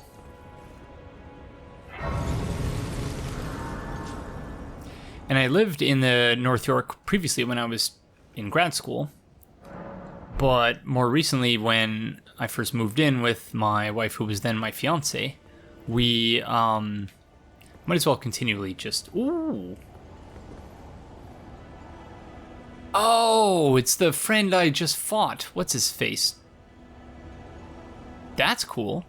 So by examining that, does that disable this? I'm not going to... Oh, no, it's different, friend. Sorcerer Rogier. But yeah, anyways, we lived in what was technically, yeah, just the city of Toronto. The old city of Toronto, I guess you would call it. And so we were very close to downtown, close to the West End. The West End is where I grew up, in what was the former city of York, but I was right by the border. So can I now enable this? Can. Okay. And yeah, now we're a little bit further away, which... Holy moly. Wow, look at this. Absolutely incredible. I assume this is what FromSoft was initially going after with Lothric Castle in Dark Souls 3. With all of the, like, dragon-esque beings flying up ahead, or up above, I should say. Spectacular, really. Do wonder about the architectural influence of this place. I don't really know anything about that, aside from the things that I read online when looking up, you know, what is this place based on, and which relies obviously on the expertise of other people. But, oh, sorry, Rogier. Completely forgot you were here, friend. Nice to meet you. I run a YouTube channel in which I take way too long to get through simple areas in Souls games. So, uh-oh. Okay, didn't realize I was summoning for a boss fight. In search of the Elden Ring. That's me. Emboldened by the flame of ambition.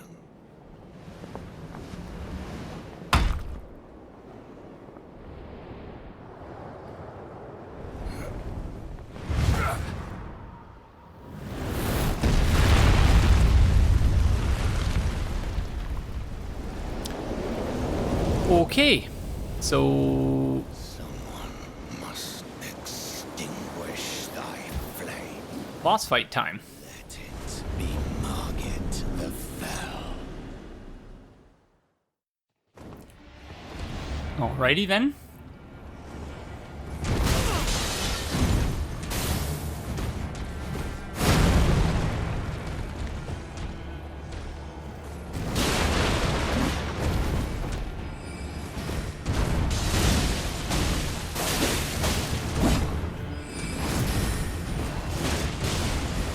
Don't fall off, friend.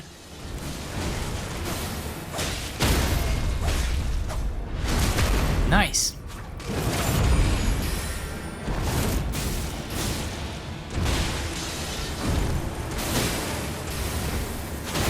Oh, I knew that was gonna hurt. I have a feeling Sorcerer Rogier is gonna make this easier than it probably should be. Oh. No. He delays his attacks ever so slightly. Really caught me out there.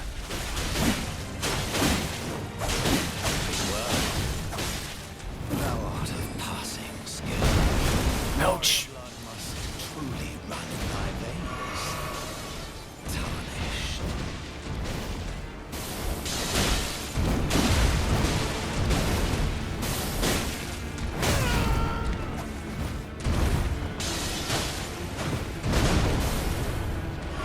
Heal up, Rogier.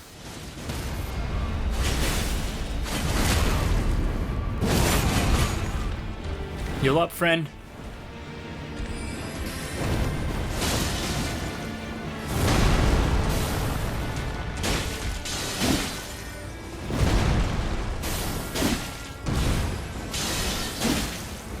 Oh, that delay again.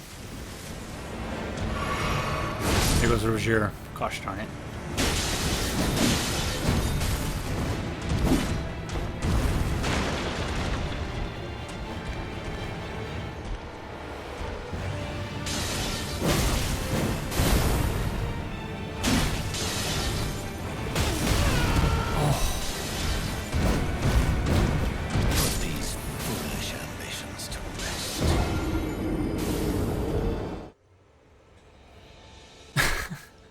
Okie dokie then. Yeah, that was rough. Okay, how are we gonna do this now?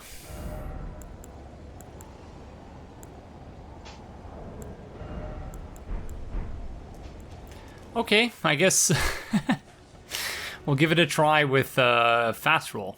See if that helps at all. And also no summon.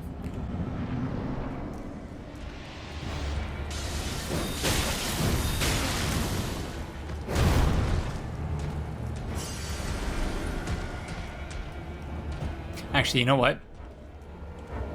Oh, you can't. Okay, I'm gonna save quit. I'm gonna use these souls these runes to level up,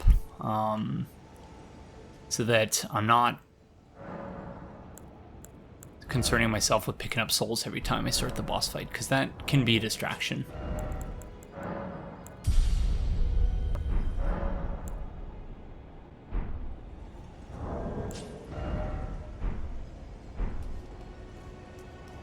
Alrighty, here we go.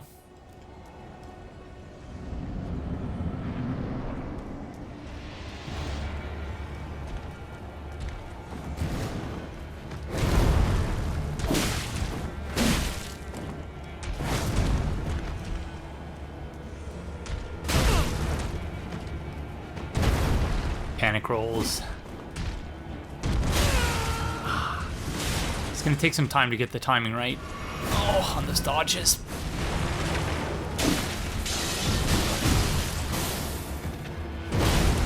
Because this friend really likes to vary the timing.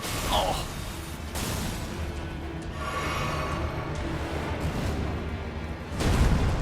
Reminds me of Owl with his ninja stars.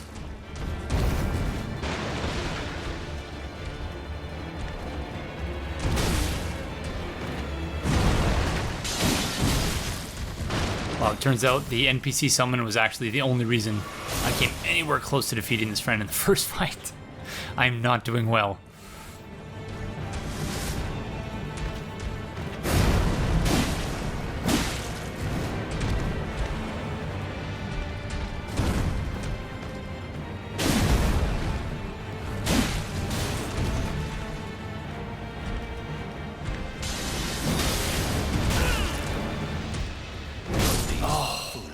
Ouch.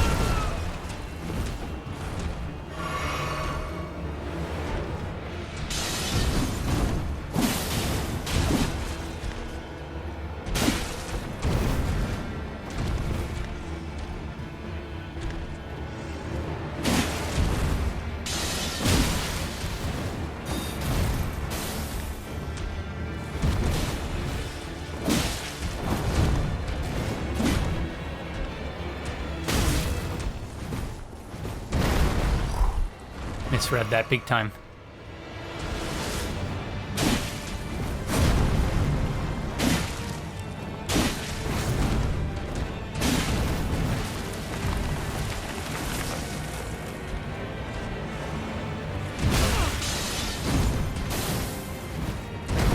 Thank you, panic dodges.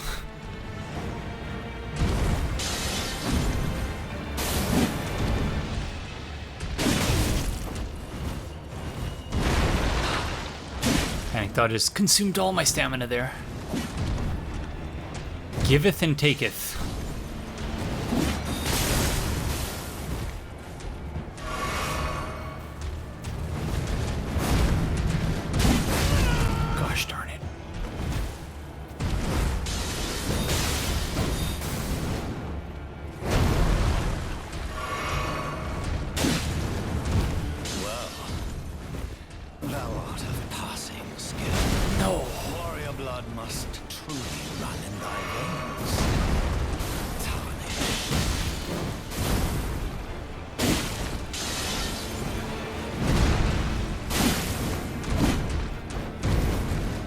That NPC friend was somehow staggering him. Creating these openings for critical attacks, but I'm having no such luck on my own.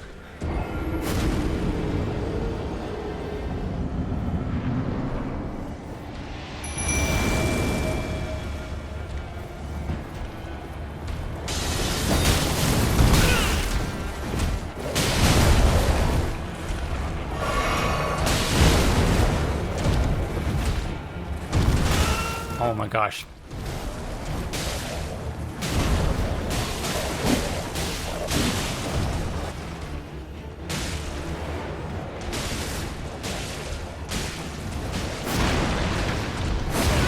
I've not made very good use of these friends.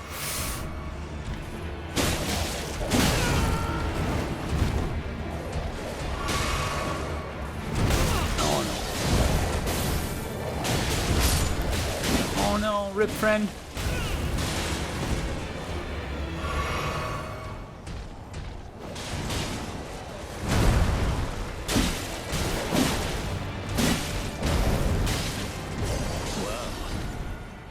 Thou art of passing skill.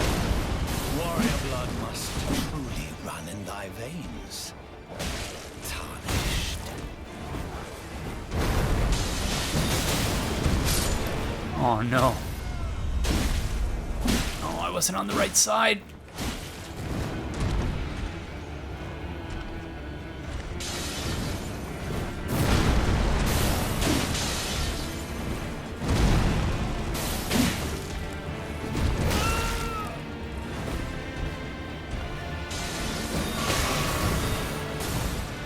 Okay, here we go.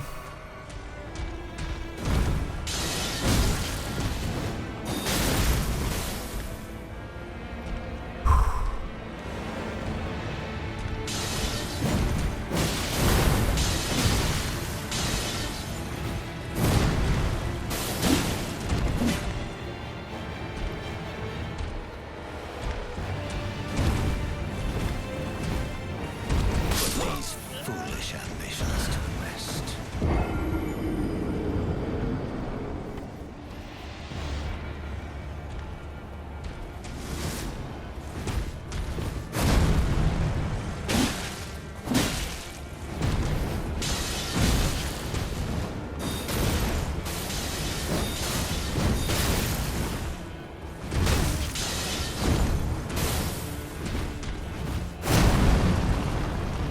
Off to a dreadful start.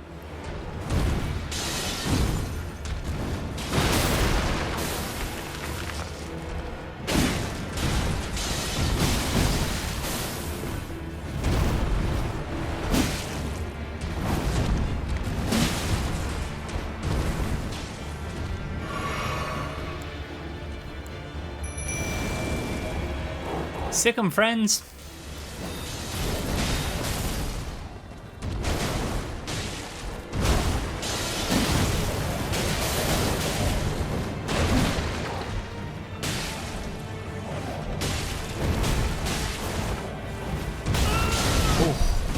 Not good.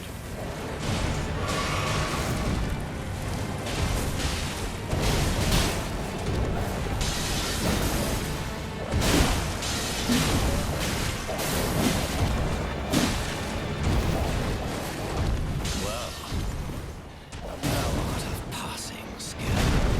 Warrior blood must truly run in thy veins. Tarnished.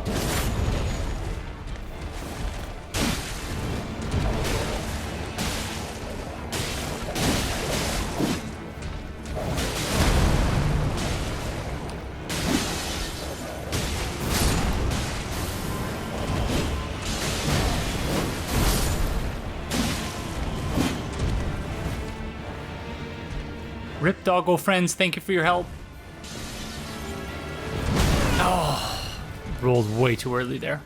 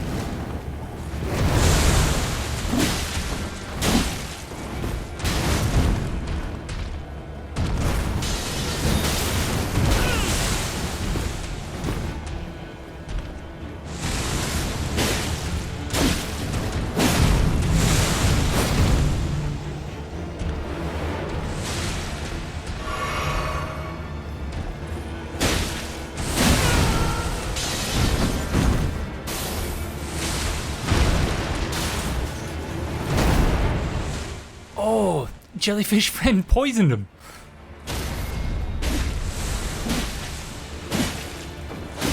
Good job, friend. Keep it up. Thou art of passing skill. Warrior blood must truly run in thy veins. Tarnished.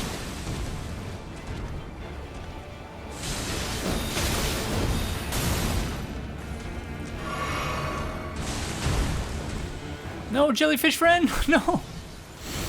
Sorry, I was stuck on a sword.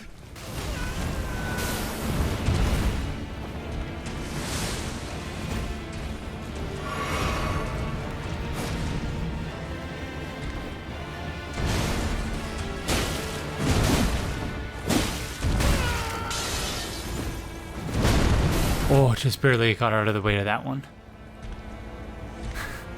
Good job, jellyfish friend. Keep it up. You're doing great.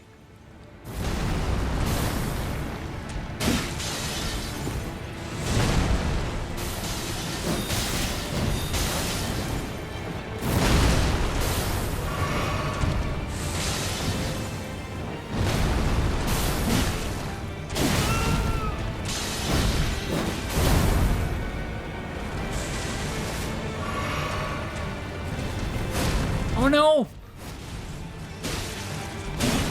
Don't you dare! No! Jellyfish friend, no! No.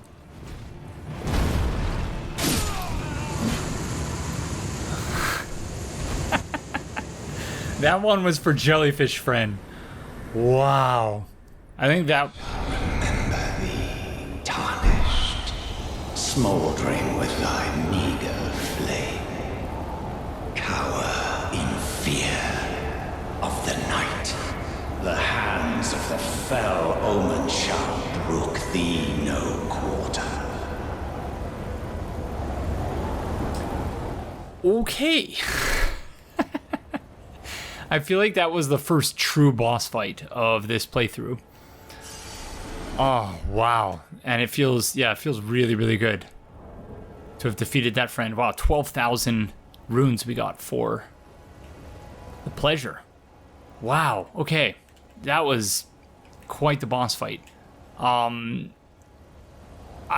started by using the wolf summon friends, because I assumed that, you know, given the amount of FP they take up, I thought perhaps they would be the more powerful summon. But then I remembered that the crestfallen maiden, oh, what's her name? I can't remember her name, but the crestfallen maiden friend, she gave us the jellyfish friend and said, go forth and go to the castle, and here you go. Take jellyfish friend with you. And jellyfish friend indeed came through in the clutch. That was quite something. That was incredible. Okay. Maybe before we call it an episode, let's head back to, I want to say Firelink, the Roundtable place. What's it called? Oh, there it is. Table of Lost Grace. Let's head over there.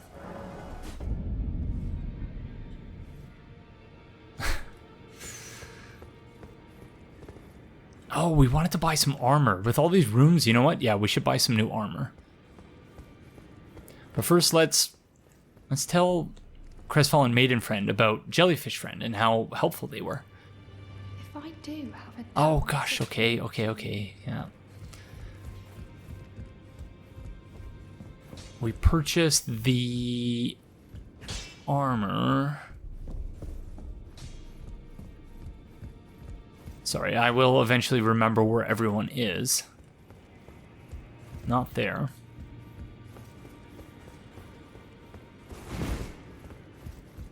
Once more, I've said this probably 20 times already, but I'm very much enjoying this playthrough. I'm enjoying this game thus far, and I hope that you are also enjoying it as much as I am enjoying bringing it to you. In spite of how slow and, yeah, just really, really painstakingly slow this has been thus far, Yeah, I hope that you've derived some enjoyment out of it nevertheless, if for no other reason than just getting to see my reactions to things that you knew about prior to my having... What's going on here, friend? You're sinking into the floor. Yeah, so I hope you're enjoying. That's the long and short of it. Hi, friends!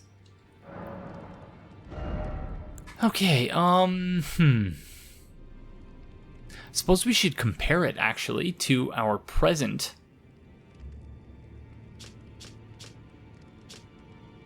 Our current armor, which is difficult to do.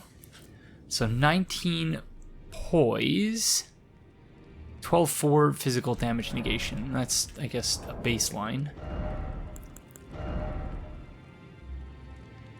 Poise is 16, 12.9. Okay, yeah, it's definitely better.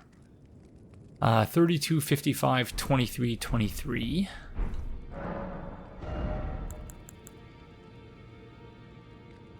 So the focus and vitality resistance isn't quite as good, but it's far more robust than the armor we currently have on. And let's see for slash, for strike, slash, and pierce. 11, 9, 13, 5, 13, 5.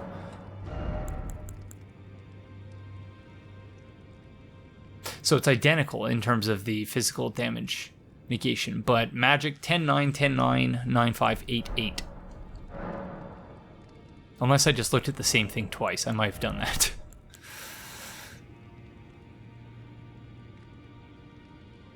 Okay, yeah, I think it's better.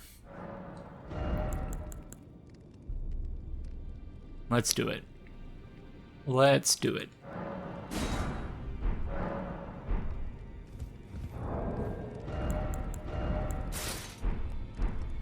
Yeah, that looks much better, I'd say. Much, much better.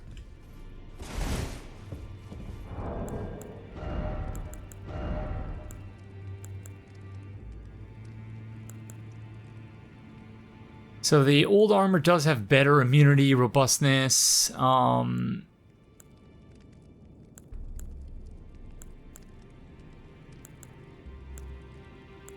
But yeah, you know what? In terms of Fashion Souls, I don't think you can beat this new set. Although, Speaking of Fashion Souls, okay, let me see. Don't really need the gauntlets. No, we're gonna go visit Santa Claus.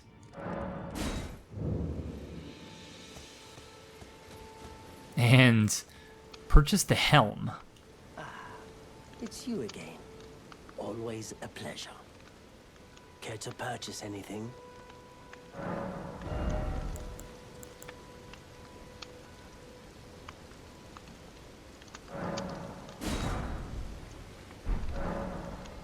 And you know what? We might as well purchase the torch as well. Goodbye. Nice to do business. Okay, friends, are you ready for this?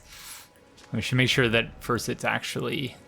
it's not better, but it's going to look much better in terms of our fashion.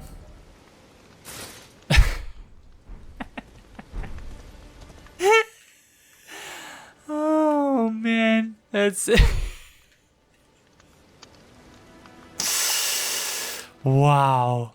That... It really does not get any better than that. He is a work of art. Absolutely incredible. Okay, maybe we will get the leggings, because these ones look fairly rusted. And as we all know, it's all about the fashion.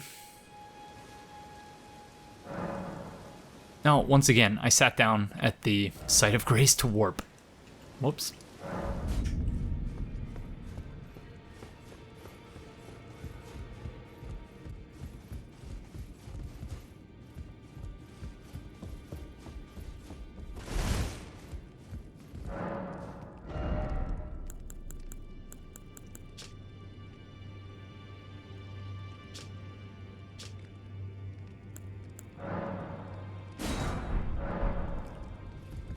All right, let's see.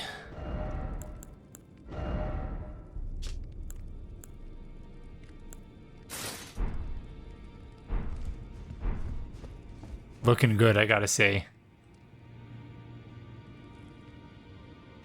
Okay, maybe we will get the gauntlets as well. I didn't want to spend all my money, all my runes on this set, but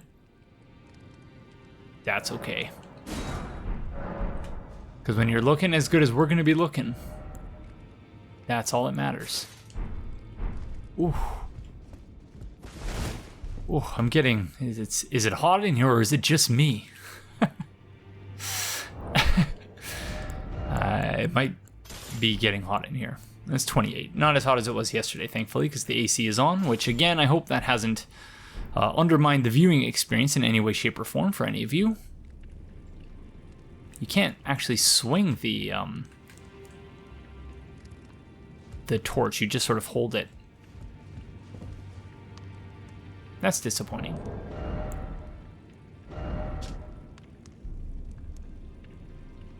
Oh, it can only be raised up in the left hand.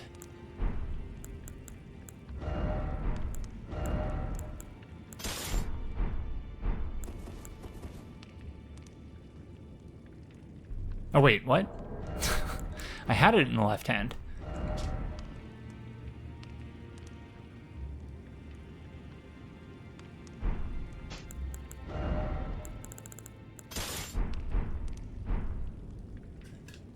Oh, you can't swing your weapons in here. Okay, that makes sense. Okay, let's go back to Santa Claus.